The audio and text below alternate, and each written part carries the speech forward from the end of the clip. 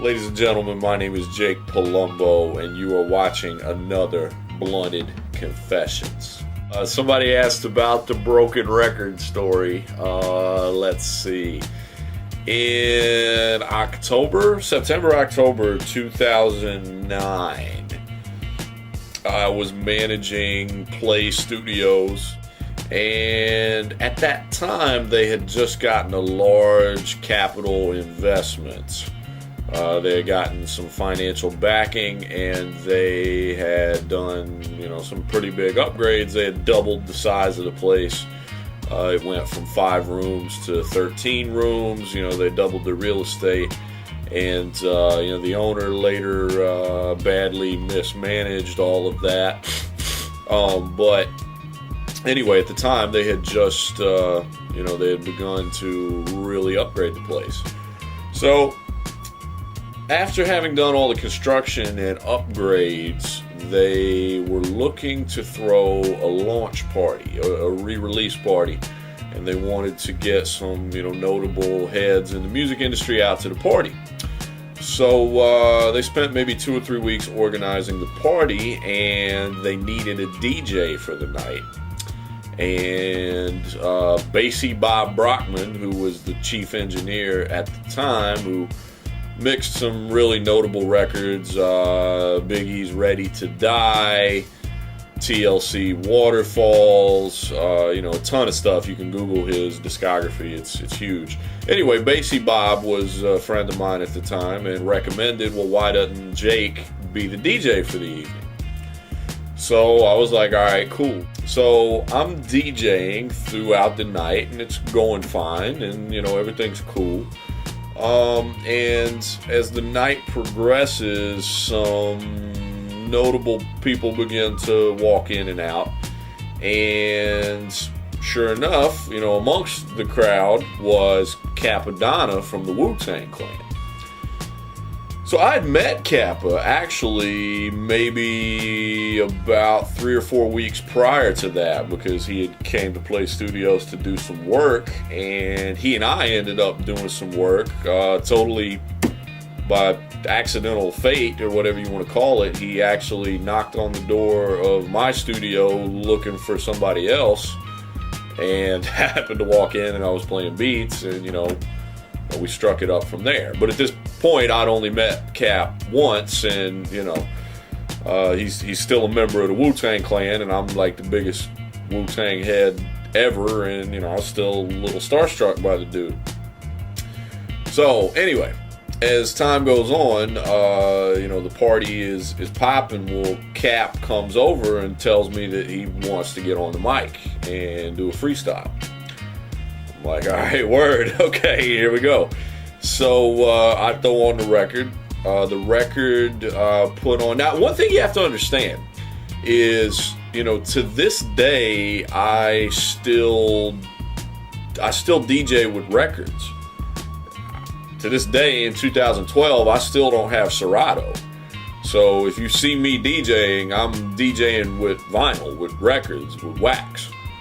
I didn't even get a laptop until 2 years ago. So, I'm DJing with actual wax. So when Cappadonna comes over and tells me that he wants to get on the mic and do a freestyle, I'm digging through my records trying to find something appropriate. So I pull out a record. It was Pitch Black. It's All Real.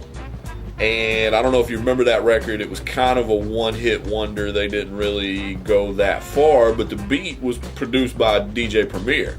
It's a great Premier instrumental. Awesome DJ Premier beat. So I throw on the instrumental to It's All Real. Cap starts going in. I'm rocking. I'm doing my little drops. I'm doing everything. I'm like, yo, word them up. Well, then the problem arises from when you're using real records, which I come to find out actually after the party was over. It wasn't the record itself. It was a problem with my turntable, a little belt drive turntable I was using. The night of the party, I had 2 turntables. I had one Technics 1200, which I was doing my cut and scratching wiki whack on, and the other one was a Newmark belt drive turntable, which really wasn't all that. So, I was going back and forth. Now, when I threw on the Pitch Black record for Cap to rhyme over, it was on the right side. It wasn't on the cutting side. So it was playing on the, the crappy turntable.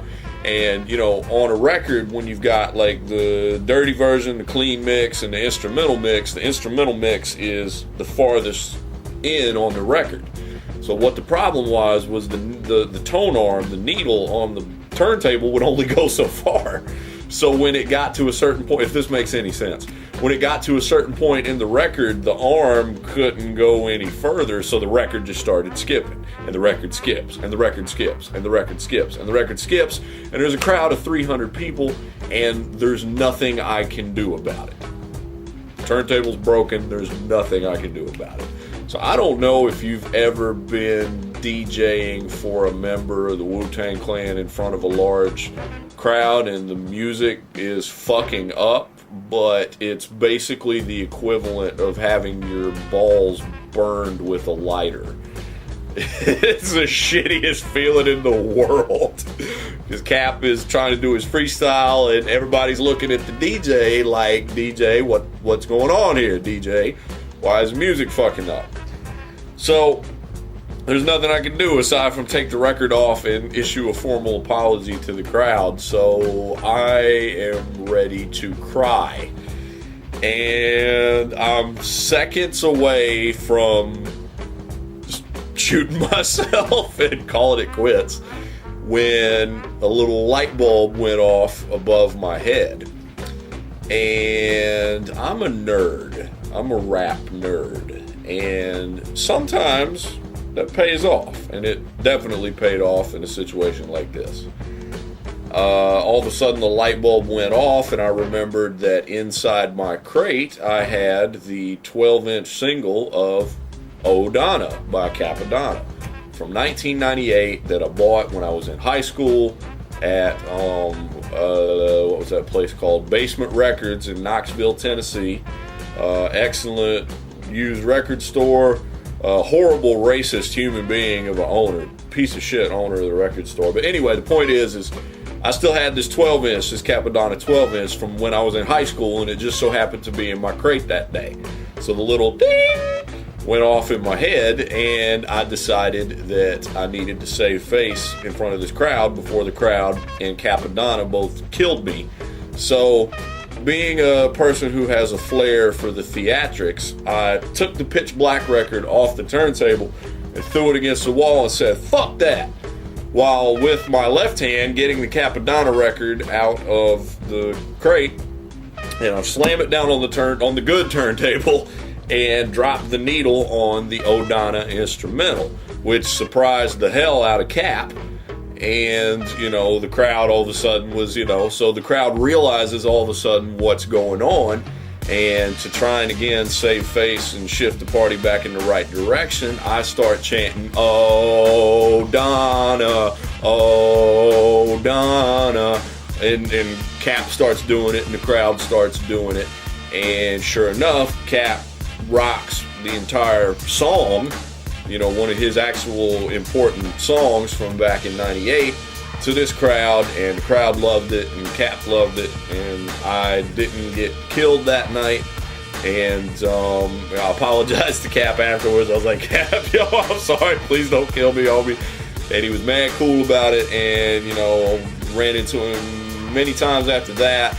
We did a couple records, most of which never came out. But he does have a verse on my Jobber to the Stars LP on a song called Back on the Set, where he goes off for, a good 32 bars on there. And, luckily that night the DJ didn't get shot. So, anyway, that's my DJing for Cappadonna story. So, it pays to think in situations where, everything is unraveling in front of you, in front of a large crowd. So, that's my story. My name is Jake Palumbo, and this is another Blunted Confessions.